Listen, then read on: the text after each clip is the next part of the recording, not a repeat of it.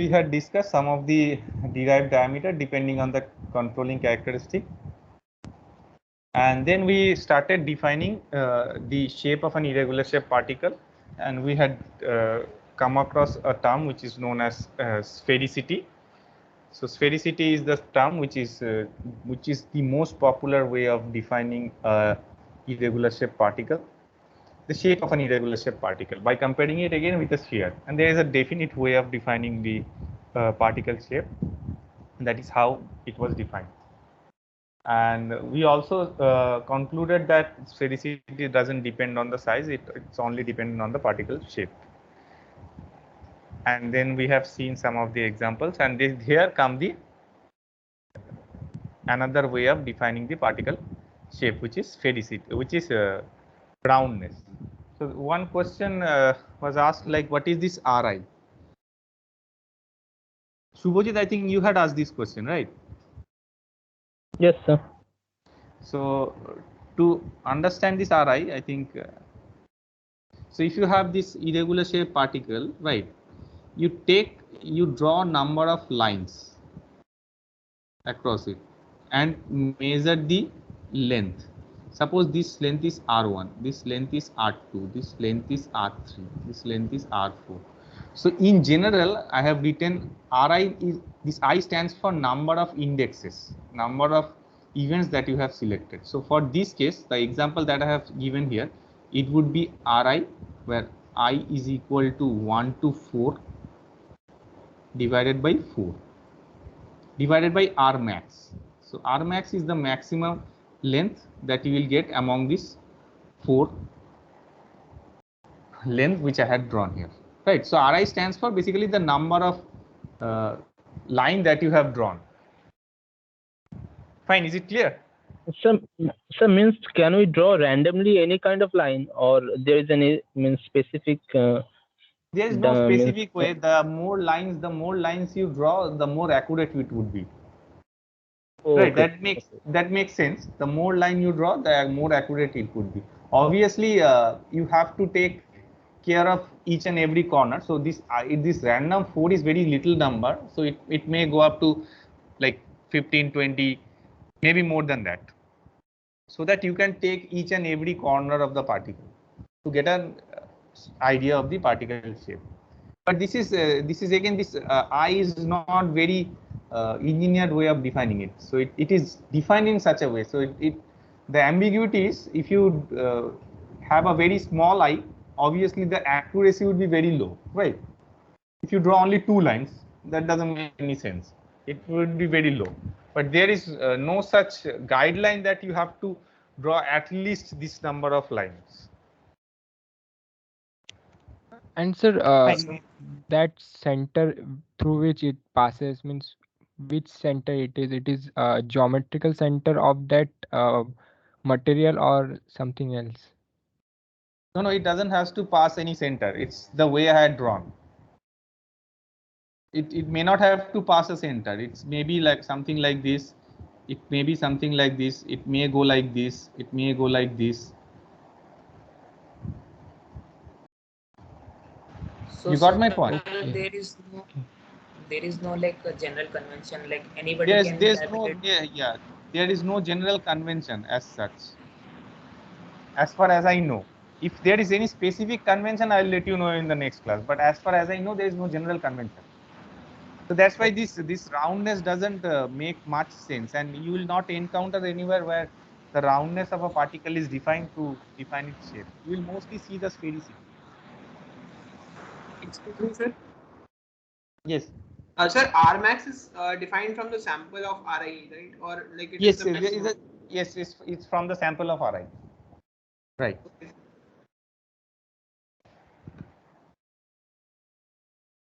Fine. I think we had ended at, okay, we had also solved this problem, and we had concluded that the shape factor doesn't depend on the shape factor, and the sphericity doesn't depend on the particle size, because we had taken a random size of a cube of length a. Whatever be the value of a, the sphericity and the shape factor was independent of it. So in that way, we had concluded that the particle shape, the way it is defined, the shape factor and sphericity, it doesn't depend on the particle size.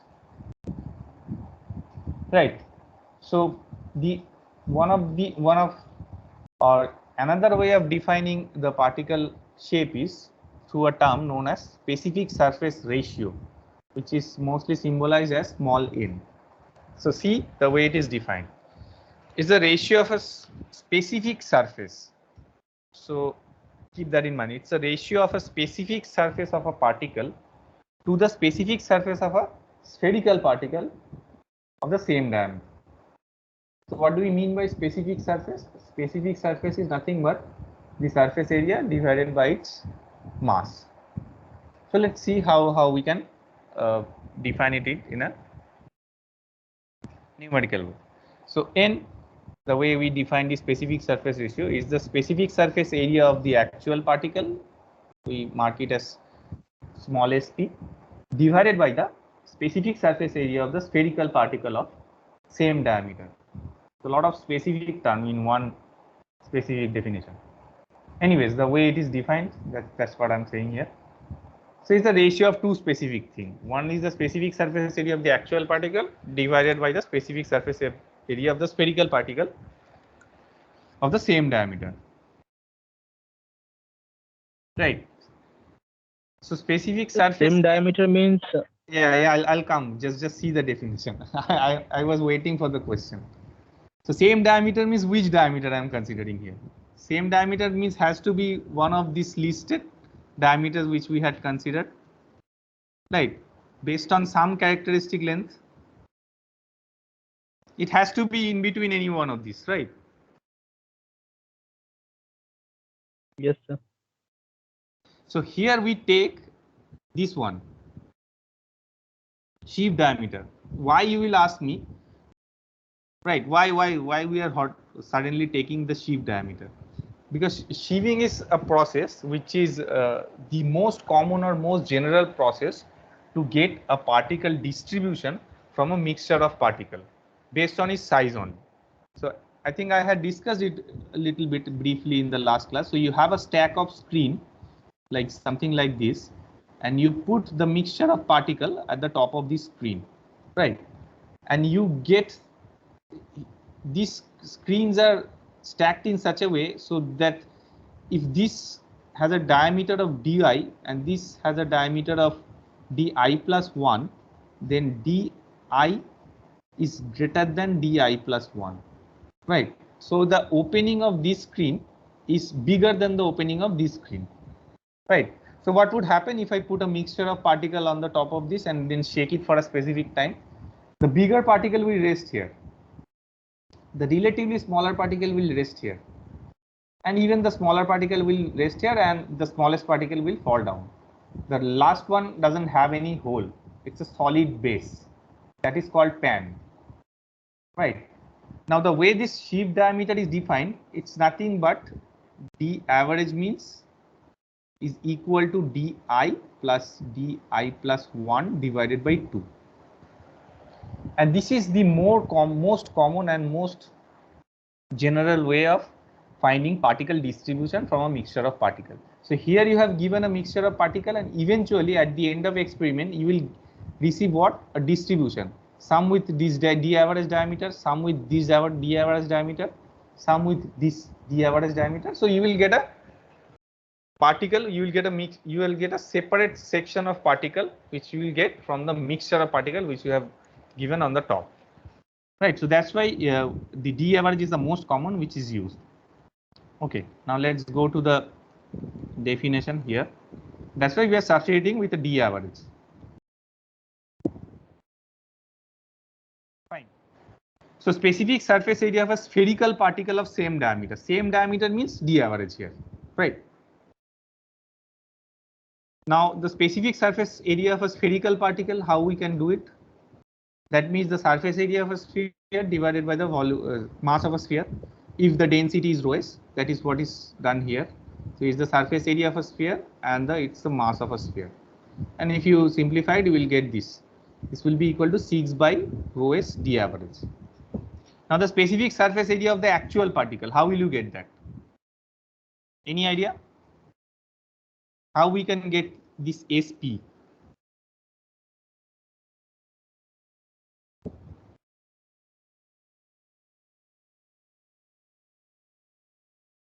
In last class, you was talking about an experiment, means by calculating the pressure difference or something like that. Yes, that's the way we can find out the surface area.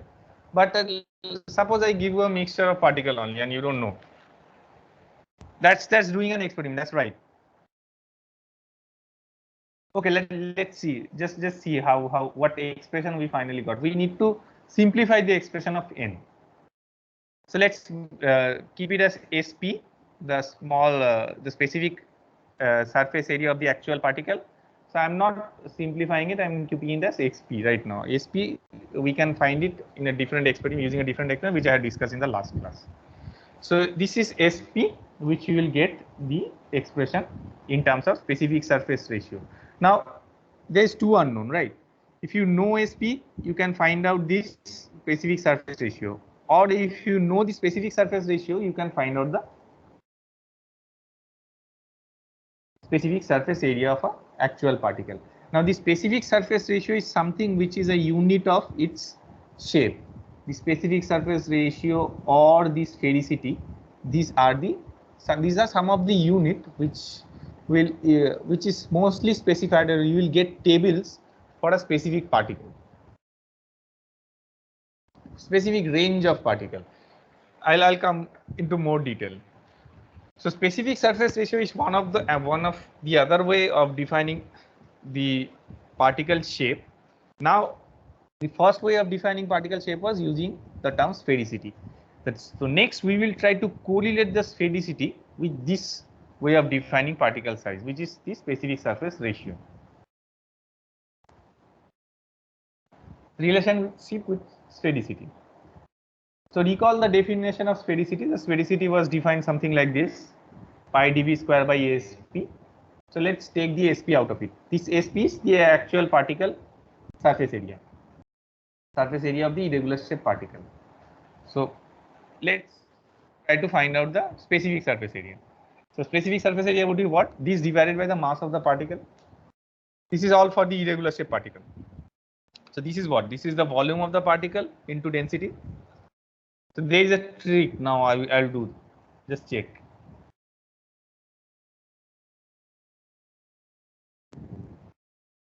So this SP I am substituting in terms of sphericity. I can do that. There is no problem. There is no problem in that.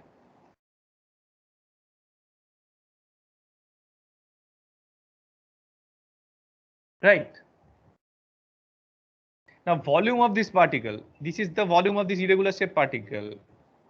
Can I write like this? Pi dv cube by 6.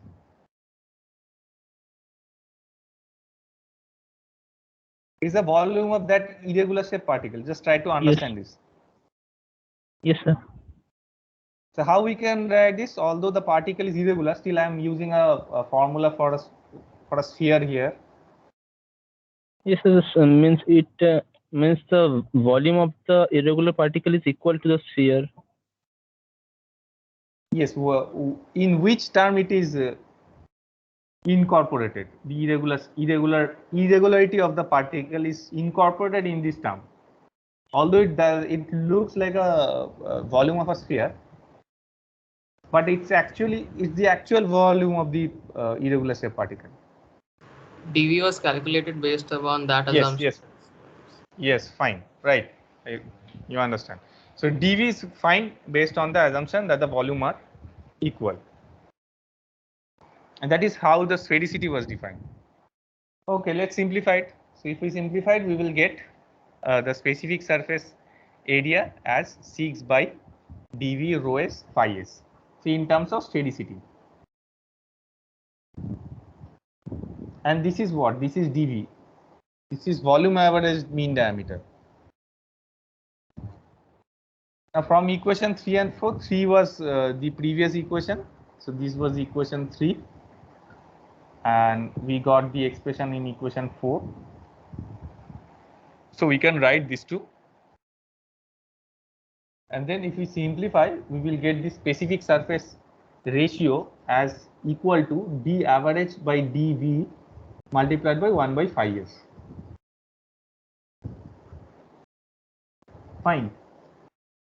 Now, can you comment on? Okay, someone want to ask some question. Any questions?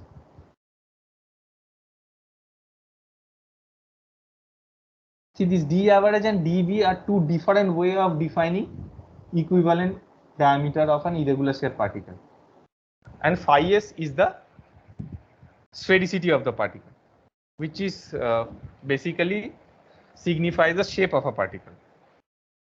Now, when this d average and dv would be equal,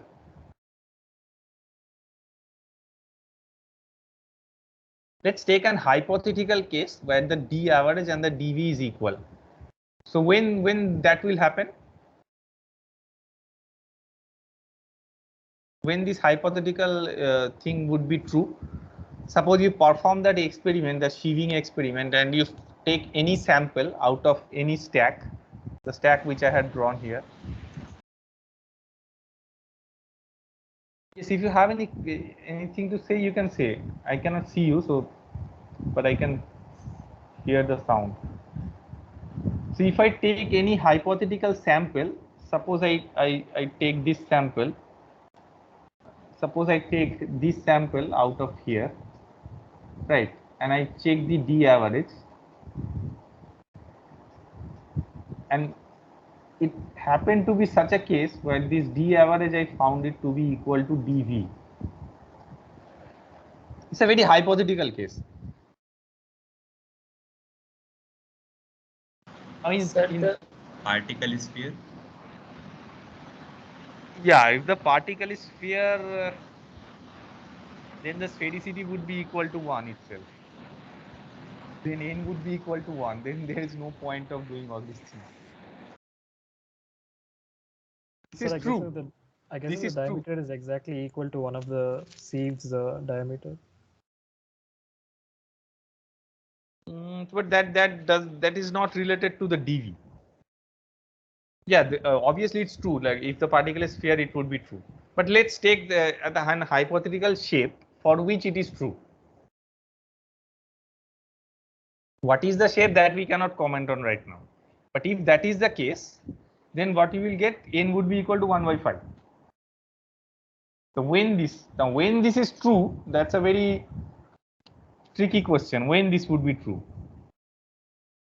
You think on this, you can come up with a better answer next day. One answer is when it's a completely sphere, but when it's a complete sphere, then there is no point of going for any shape because the shape is already known. Now,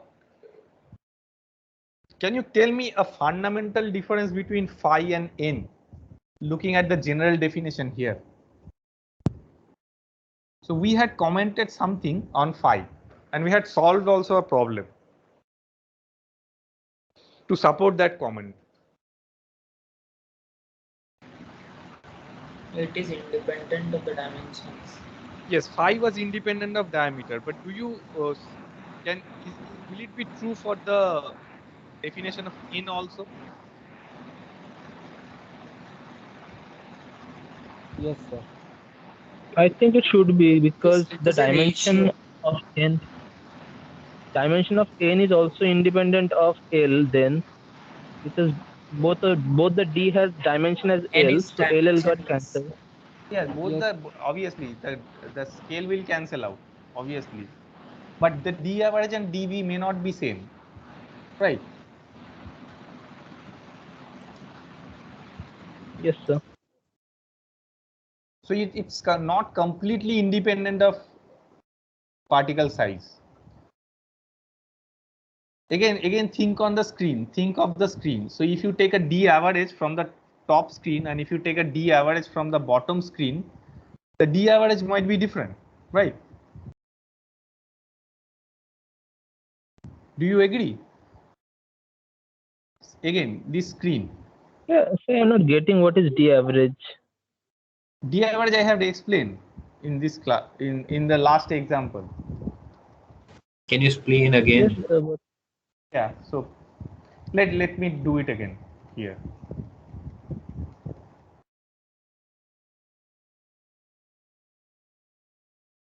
This is the stack of screen. So this you will understand in the next section of the class when I'll go through the sheaving in a more detailed way. But now for the sake of completion, you need to understand this. Otherwise, you cannot appreciate this fact. So let me put some mixture of particle somewhere here. Okay. Big, small, all these particles at the top of this screen. Fine. Now the way these skins are stacked. So if you try to look at a specific skin from the top, the screen looks something like this. So it has wares which makes very small opening. So these are very small openings through which the particle will pass. So all these things are stacked simultaneously. So suppose this opening has a length of D1 here. The next one, let's mark it as D2. In that way, if I go, let's take it as Dn. Right. Now we will put all the mixture of particle here at the top of the top screen, and then we will close the top screen and we will shake the entire assembly for a specific amount of time. Now at the end of the specific amount of time, we will again deassemble everything. Everything we will separate it out and we will see that some particle are resting on the top of this screen. Some will be on the top of this screen. Again, even the smaller particle will be here and the smallest particle will be here. Do you agree that because the top screen has the highest opening, the particle which is bigger than the biggest opening, that will be written on the top screen, right? Now I am defining D average for the second screen, this one, the second screen as D1 plus D2 by 2, right? Again, for the nth screen, D average for the nth screen, what would be that? Anyone? So Dn plus Dn minus 1 by 2. Summation Yes, right, Di by right. Exactly that screen and the screen which is there at the top of it. So it would be Dn plus Dn minus 1, the way I had indexed it, divided by 2. Okay, sir, got it. Got it. So that is, so this D average is different than this D average, right? Do you agree with me? Yes, sir. Yes, sir. And Yeah. This D average would be significantly high compared to this D average. Yes, sir. Means the D2 would be high. No, D average 2 would be high compared to D average n. The way I had marked this. Fine, because Dn Yes, is the sir. bottom one, absolute bottom one. Right, now do you appreciate that n is a function of particle size? N is not independent of particle size. Yes, sir. Because I had marked it a general way, that's why you get confused. Actually, you will get n1, n2, n3, something like this. So Then will we get different dV, like dV1, dV2, like in against n1, n2? dV is what? The way how we had defined the dV. Sir, volume of, sir, diameter of a sphere which have equal volume to that of the irregular shaped particle. Yes, So, the irregular shaped particle, how will you define it? sir, You are right, you are right. And you are going right. I'm just trying to understand whether your concept is clear or not. Just go ahead. so sir, like we can't define dV1, dV2, right? Because like the value will be different for each of the particle. Yes, but you have a very mixture of particle which is irregular in shape, right?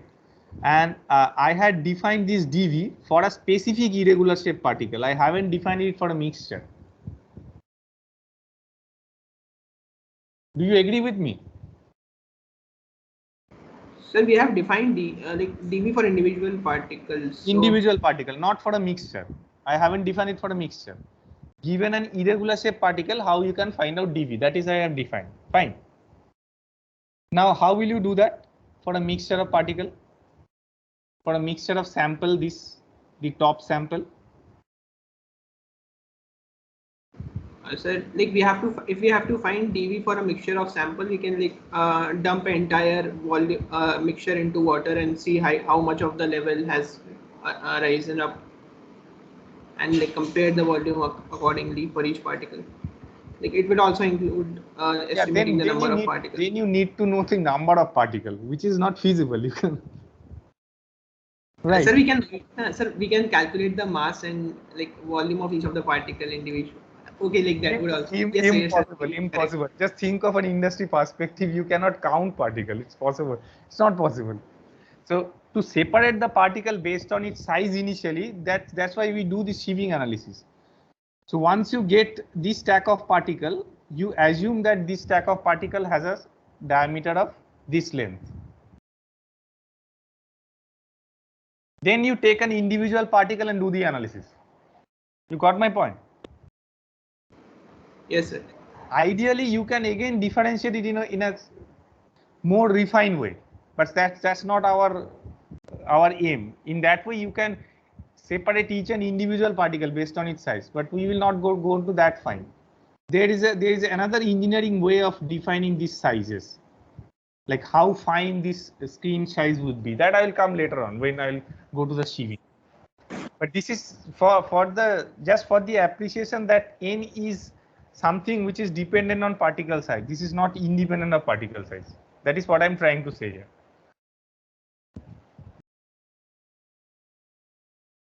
You can think more on it, and you can come with more complicated question in the next class. No problem. Fine. So that is what you will see in a chart also. So that is what I'm concluding here. So it must be noted that unlike sphericity, specific surface ratio n is a function of particle size, d average. This is a specific chart, how a chart look like for different type of particle. When you plot the ratio of specific surface with the average particle diameter.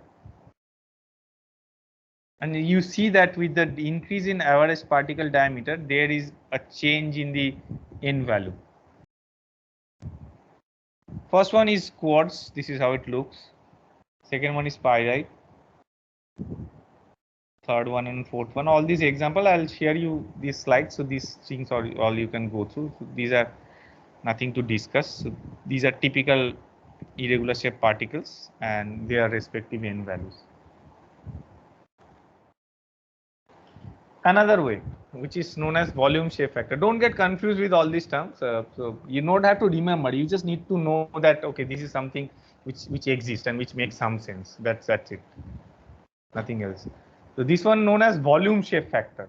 This is a more easy way of defining it. Let's not go into that complication, d average, all these things. So if I take a irregular shape particle and try to equate its volume with a volume of a sphere, so what very general equivalency we can draw? If I talk about the length,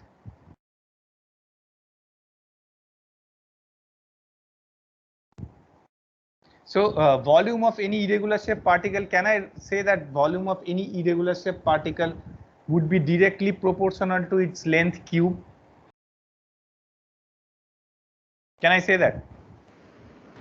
Yes, sir. It depends on what length we are considering. No, in general, if you think that I am comparing the volume with the sphere. So but if the particle is secular in nature, then no, just think that the entire volume of the particle you are comparing with a volume of a sphere, and volume of a sphere, what that you can say that is directly proportional to the cube root of its length. Yes, sir. Yes, sir. That kind of simplification. Just don't think in a very complicated way. Very simplified way. You have a particle, irregular shape particle, and you are thinking that this particle is have the same volume as that of a sphere, and just think of that sphere. And that's for that sphere we can say that this is the volume of that sphere is equivalent to its length cube, right? So that is what is done here with a very simplified way. So volume of any particle is directly proportional to d average, and whatever be the complicacy, that is everything is stacked in a constant which is known as lambda v, volume shape factor. I know it sounds a bit it doesn't sound very general, but it's a very simplified way of thinking. And this volume shape factor doesn't go right always. If you have a very, one of the example is acicular, which you had said. If you have a very irregular shape particle which is prolonged in a one direction, then this volume shape factor, this dV would be something which would be significantly inaccurate from the actual thing. But some sort of we have to, because we are an engineer, so we don't have to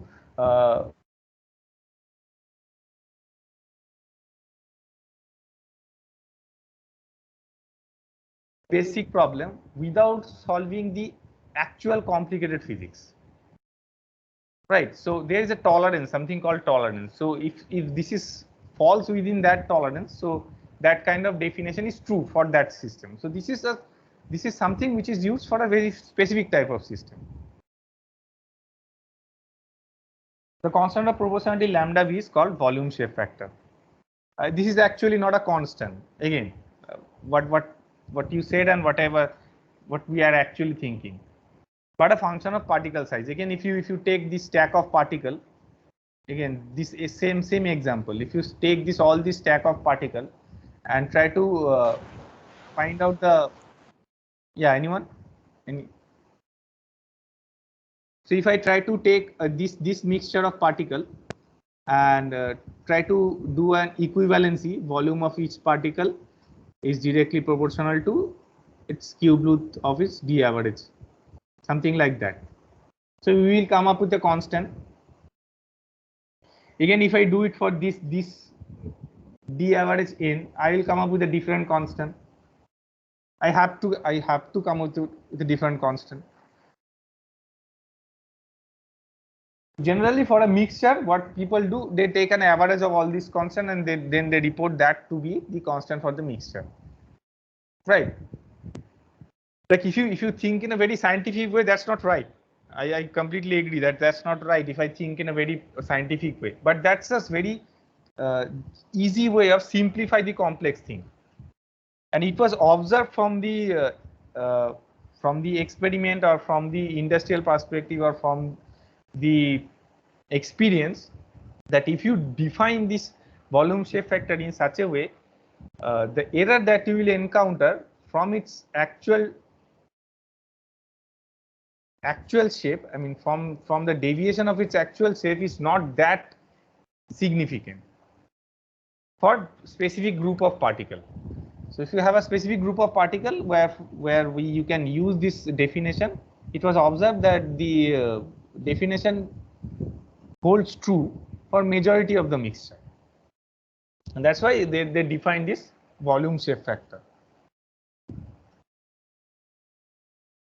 Yeah, that's the actual scenario, mixed particle sizes. When you have a mixture of particle sizes, how will you analyze it and how will you characterize it? How will you get some idea of what is the average particle size of the mixture and all these things, which is the actual problem in the real industrial process. So in real industrial, so whatever we had discussed so far, this is mostly hold true for individual particle, and some definition holds true for a mixture of particle. Again, we had separated the mixture of particle into different stacks, and again we imposed all this definition. But for the actual industrial problem, when you have real mixture of particle, we normally deal with mixture of particle with different size. Here I'm not talking about different densities. Let's take a specific ore. which has a specific density. The density is fixed, but the particle size is completely irregular, and it's a mixture. The mixture we separate into number of fraction, and each fraction consisting of particle of given size d average I. This d average I hope is now clear to you how we are separating it in number of fractions using that sheave. Is that right? Yes, sir. Yes. Yes, sir. Okay. Yes, sir. So So given what a would be D average 1? Will it be D1 only? yeah, it will be d1 only. Okay.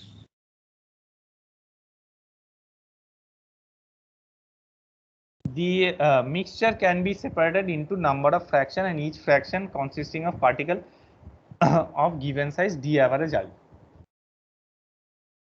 This separation of particle, how we do that analysis, there is two way of analysis, doing analysis, differential analysis, cumulative analysis, all these things we will cover in the later lectures, no problem. Just the terms might look a bit complicated to you right now, but everything would be clear later on. So we are dividing, yes. So here the I would correspond to each fraction, right? Like it will not be same as that I that D average 1, D average 2. No, if I say that d average I, how will you define d average I? Just can you go by this definition, or just tell me the expression for d average I here. D average I, like, but this will be different from that if we are considering the fractions.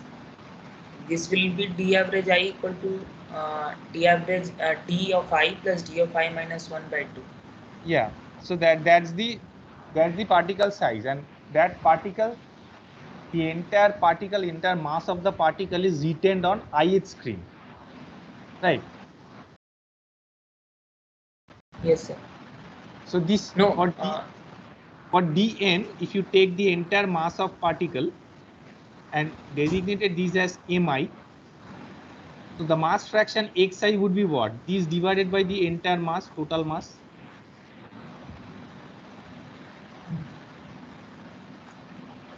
You got my point? Yes, sir. And so this xi has the diameter of di.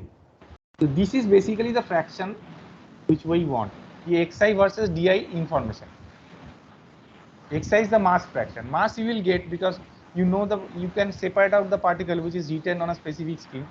You weigh the particle, that weight divided by the total weight. Total weight of mixture is also known to you because you have given the mixture from the top. So you can easily find out xi. This xi versus di information is something which you want, and that is what I am designating here. Di means di average. Each fraction means xi, number of fraction.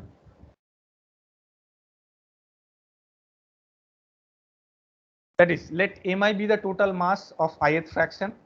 I think I had marked it in the last slide. So mi is the total mass of the ith fraction. The specific surface of ith fraction can be calculated using equation 3. Equation 3 is what?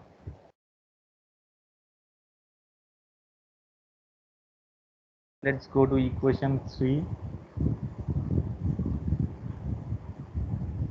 This is the definition.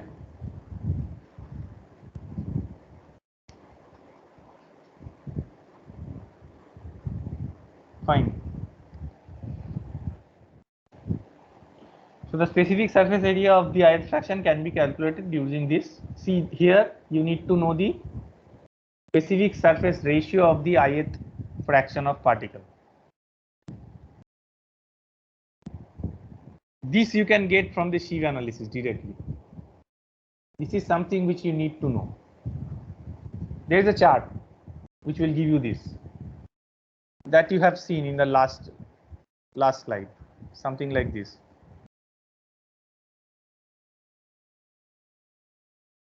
This graph. If you know the average particle size, you will get this corresponding end.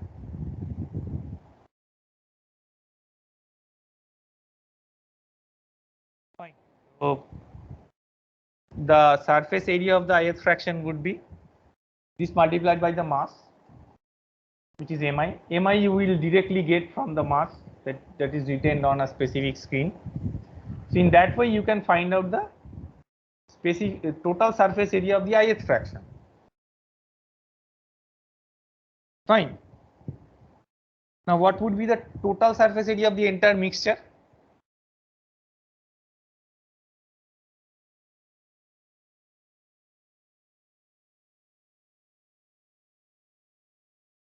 Just see this expression and tell me.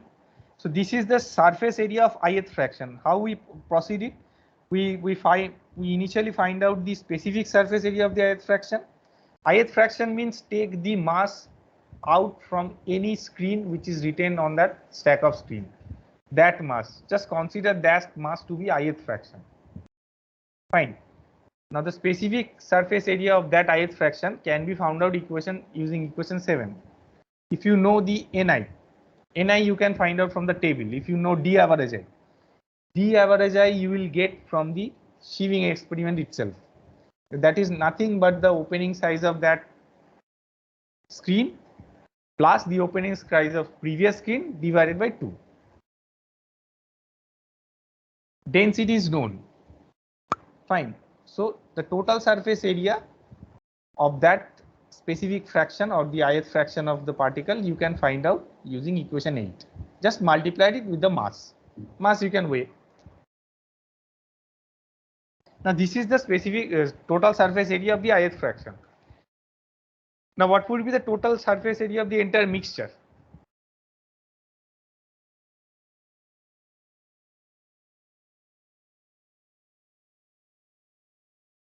This is pretty easy. Anyone try?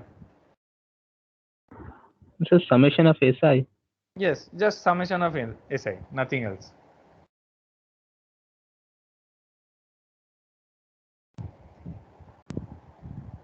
So the specific surface area of the total specific surface area of the mixture, we mostly bothered about the specific surface area of the mixture, not the total surface area, because total surface area will give you more deviation from the actual reality than the specific surface area. The specific surface area is something which is already normalized with the mass. So the total surface area, so the way the specific surface area of the mixture is defined, it's nothing but the total surface area of all the fractions divided by total mass of the mixture. And this is how we got the ith fraction. Just the summation of all the things. Total mass of the mixture is nothing but summation of all the m's. So this mi by m we can define it as the mass fraction. Just rewrite the equation in terms of x and you will get the specific surface area of the mixture. Now to get the specific surface area of the mixture, what you need to know here, if I give you that sieve and give you a mixture of particle and ask you to analyze it and try to find out the specific surface area of the entire mixture, can you do it now? So I am giving you this entire sieve, all the diameter of everything is known to you, and I am also giving you a mixture of particle, and I wanted to know the specific surface area of the entire mixture. Can you do it now? Density is also known if I specify the particle. Yes, sir. Any other information you need? You need that table where you can find out the corresponding n value. Otherwise, this xi and di, this you can find out from the experiment itself.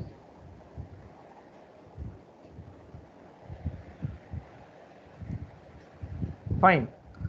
How much time will it have? We don't have any time left. Okay, so then I'll stop here. I'll solve one problem in the next class. Then we will go for the sieving analysis. So far, do you have any question on whatever we have discussed?